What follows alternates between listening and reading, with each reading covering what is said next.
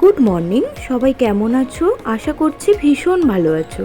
আমি ভীষণ ভালো আছি। দীপার সারাদিনের সাতকাহনের আরও একটা নতুন ব্লগে সকাল থেকে তোমাদেরকে স্বাগত জানাচ্ছি।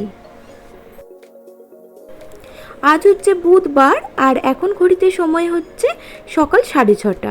এই সময় থেকে তোমাদেরকে সাথে নিয়ে আজকের ব্লগটা শুরু করছি, আর সাথে আশাও করছি তোমরা পুরো ব্লগটা জুড়ে আমার সাথে থাকবে।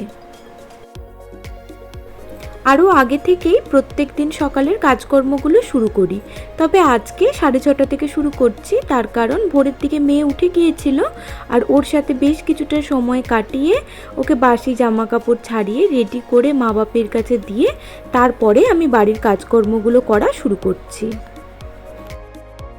আজকে আমি তোমাদের সাথে শেয়ার করব একটা ছোট বাচ্চাকে নিয়ে কিভাবে সকালটা আমার কাটে।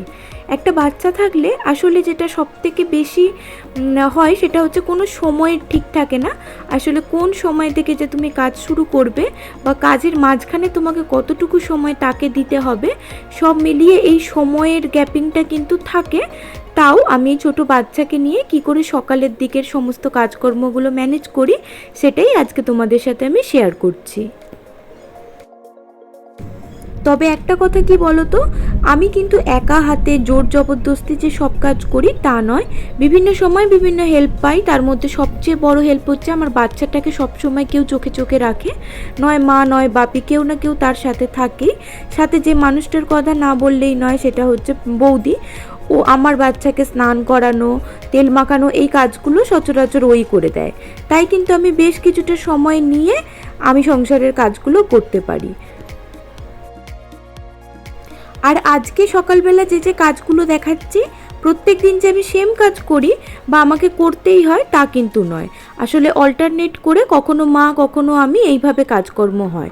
আজ যেরকম আমি বাসি উঠোনটা ঝাড় দিলাম, তারপর চলে এসেছি ঘর ঝাড়ু দিয়ে মোছার কাজে, আর ওদিকে মা বেটুর যে জামা কাপড়গুলো পরে তার সাথে পাখিকে খেতে দেওয়া, এই সমস্ত কাজগুলো কিন্তু মা করে দেয়। প্রতিদিন যখন একটা ব্লগকে এডিট করে তোমাদের সামনে নিয়ে আসি, তখন পরিশ্রম তো অবশ্যই আমার কাছে থাকে। শুধু কাজটা করে ফেললেই হলো না, এডিটিং, থাম্বনেল বানানো, আপলোড, এই সমস্ত কিছু মিলিয়ে কিন্তু অনেকটা সময় ব্যয় হয়। এক্ষেত্রে পরিবারের সাপোর্ট না থাকলে কিন্তু একদমই হয়ে ওঠে না। এক্ষেত্রে সবথেকে বেশি সাপোর্ট আমি কিন্তু আমার মায়ের থেকে পাই। সে আমার মেয়েকে সব সময়, যে কোনো সময়, যে সময়গুলোতে আমি আপলোডের কাজ করি বা ভিডিও এডিটিংয়ের কাজ করি, রাখে বলেই কিন্তু আমি সময়ের মধ্যে বা প্রত্যেক দিন ভিডিও এডিটিং করে পোস্ট করতে পারি। এই তো কথা বলতে বলতে সকালের বাসি কাজকর্মগুলো মোটামুটি সবই শেষ করে ফেলেছি। প্রথমেই তো দেখলে ঘরে বাসি ঘরে যেটা করা হয়, উঠেই দোরগোড়ায় আগে জল ঢেলে দেওয়া হয়। এটা কম বেশি প্রত্যেকটা বাঙালি বাড়িতেই হয়ে থাকে, আমাদের বাড়িতেও হয়। আর তারপরে উঠোন ঝাড়ু দেওয়া আর ঘর মোছা, এই কাজগুলো আমি করে ফেললাম। আর বাসন কোসন সত্যি কথা বলতে কি এখন আর ফেলে রাখি না। প্রত্যেক দিন রাত্রেবেলা সমস্ত বাসন টাসন মেজে গুছিয়ে তারপরেই আমি শুতে আসি, তাই সকালের দিকে চাপটা অনেক কমে যায়। আগের দিন থেকে কাজগুলোকে একটু গুছিয়ে সুন্দরভাবে করে ফেললেই পরের দিনের সকালের চাপটা কিন্তু অনেক কমে যায়। আমি তো অন্তত তাই করি। আমি রাতের বেলা বেশিরভাগ কাজ সেরে রাখি বলেই আমি কিন্তু সকালবেলা বেশিরভাগ কাজকর্মগুলো করে ফেলতে পারি। আর তার উপরে আমি তোমাদেরকে বললাম যে এডিটিংয়ের একটা ঝামেলা থাকে, আর যখন একটা ছোট বাচ্চা থাকে তখন তুমি ভরসা পাবে না যে কোন সময় তুমি কাজগুলো করবে। তাই আমি সবসময় চেষ্টা করি হাতে একটু সময় রেখেই কাজগুলোকে সারার। বেশ কিছুদিন আগেও দেখতে হয়তো যে আমি দুপুরে রান্না বান্না সেরে রান্নাঘর গুছিয়ে ঘর মুছে তারপরে যেতাম স্নান করতে। তবে ইদানিং এখন সকালবেলা ঘুম থেকে উঠে বাসি কাজকর্ম সেরেই স্নান পুজোটা সেরে ফেলি। এতে না মনের মধ্যে একটা আলাদাই আনন্দ আসে, আর মানসিক শান্তি যেখান থেকে পাওয়া যায় আমার মনে হয় সেখানে ইনভেস্টমেন্ট করাটা বুদ্ধিমানের কাজ। সকালবেলা উঠে এই যে পুজোর কাজটা যদি হয়ে যায় স্নান করে, তাহলে ঘরের কাজগুলো অনেক বেশি নির্দ্বিধায় করা যায়। তখন কি হয়, ওই পুজোটা কখন হবে বা কতটুকু সময় থাকলো এই বিষয়গুলো কিন্তু আর আসে না। আর আমরা যেটা ভুলটা সবসময় করি, সকাল থেকে সংসারের বিভিন্ন কাজে এত বেশি সময় ব্যয় করে ফেলি যে ঠাকুর ঘরে কাটানোর সময়টাই কিন্তু কমিয়ে ফেলি। তার ফলে কি হয়, মানসিক অশান্তি কিন্তু একটা সবসময় চলতে থাকে যে আজকের পুজোটা ঠিকঠাকভাবে হলো না বা আরেকটু সময় দিতে পারলে হয়তো ভালো হতো। এই সব কারণে আমি এবার থেকে স্থির করেছি সকালে আগে পুজোর কাজটা সারবো, তারপর ঘরের টুকটাক কাজকর্ম করব। পাখিকে মা বা বাপি যেই হোক খাবার দিয়ে দেয়, তবে এই মাছের খাবার দেবার দায়িত্বটা সম্পূর্ণ আমার। তাই এই যে সকালের কাজের এক ফাঁকে ওদেরকেও খাবারটা দিয়ে দিলাম। এরপর সকালে ব্রেকফাস্ট বানানোর কাজে চলে এসেছি। প্রত্যেক দিন যে সেম ব্রেকফাস্ট হয় বা প্রত্যেক দিন ব্রেকফাস্ট বানানোই হয় সেটাও কিন্তু নয়, কম বেশি বা এদিক ওদিক করেই কিন্তু কাজকর্ম করা হয়। আজকে রুটি আর ছোলার ডাল করব, তবে কোনো দিন সকলে মুড়িও খায়, আবার কখনো সকালের দিকে সেদ্ধ ভাত, চিড়ে মুরগি এইসব দিয়েও কিন্তু কাজ চালানো হয়।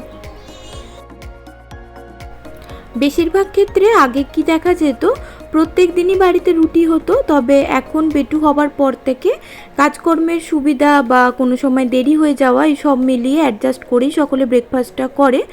আর দুপুরে যেহেতু একটু আর্লি লাঞ্চ করার একটা প্রবণতা আছে আমাদের বাড়িতে, তাই ব্রেকফাস্টে যদি বেশি সময় দিয়ে ফেলি সেক্ষেত্রে কিন্তু আবার ওদিকের কাজকর্ম মেটাতে আমার অনেক বেশি সময় চলে যায়।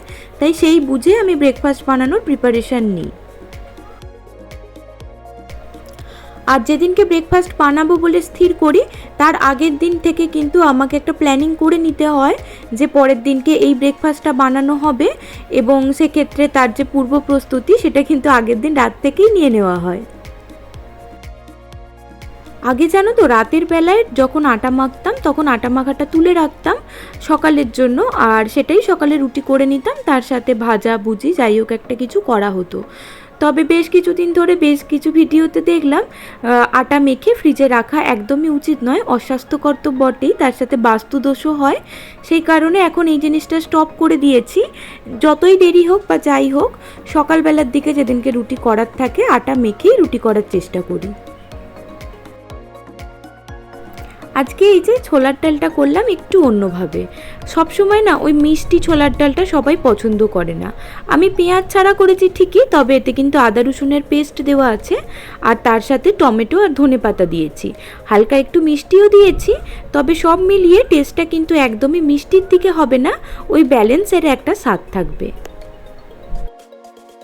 আর এই তো এরপর আমি বানিয়ে নিচ্ছি রুটিগুলো, আর এই রুটিগুলো হয়ে গেলেই সকালের ব্রেকফাস্টের চিন্তা ভাবনাটা একদম মুক্ত হয়ে যায়।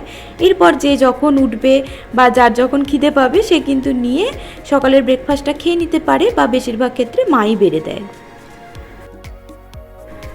আজকে যেহেতু আমি আমার মর্নিং রুটিনটা তোমাদের সাথে শেয়ার করছি, তো সেক্ষেত্রে আমি যদি দিনটাকে ভাগ করে নিই, তো সেক্ষেত্রে বিকালের দিকটাকে ইভিনিং রুটিনের মধ্যে ফেলি, এবং লাঞ্চ বানানোর প্রিপারেশানটাকে যদি ডে রুটিনের মধ্যে ফেলি, তাহলে কিন্তু মর্নিং রুটিনের ভাগে যেটুকু পড়ে সেটুকু কাজ কিন্তু আমি অলমোস্ট করে ফেলেছি।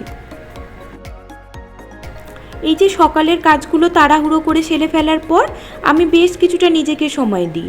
এই সময়টাতে বৌদি আসে বেটুকে তেল লাগিয়ে স্নান করিয়ে দেবার জন্য, তো তখন অনেক গল্পগুজব হয়, তার সাথে আমি টুকটাক ডাস্টিংয়ের কাজ, ক্লিনিংয়ের কাজ করি বা সবজি কেটে নিই। এই সমস্ত কাজকর্ম করতে করতেই কিন্তু আবার দুপুরে রান্নার টাইম চলে আসে, এবং সেই সময় আমি দুপুরে রান্নাবান্না করতে শুরু করি। আর আমি আজ যেহেতু শুধু সকালটুকু তোমাদের সাথে শেয়ার করব বলেছি, তাই আজকের ব্লগটাকে কিন্তু এর থেকে বেশি বাড়ানো চলবে না, তাহলে সেক্ষেত্রে কিন্তু সব কিছু ঘেটে ঘুটে একটা যাতা ব্যাপার হবে। তাই ব্লগটাকে আজকে এখানেই শেষ করছি, আর তোমরা অবশ্যই জানিও আজকের ব্লগটা তোমাদের কেমন লাগলো।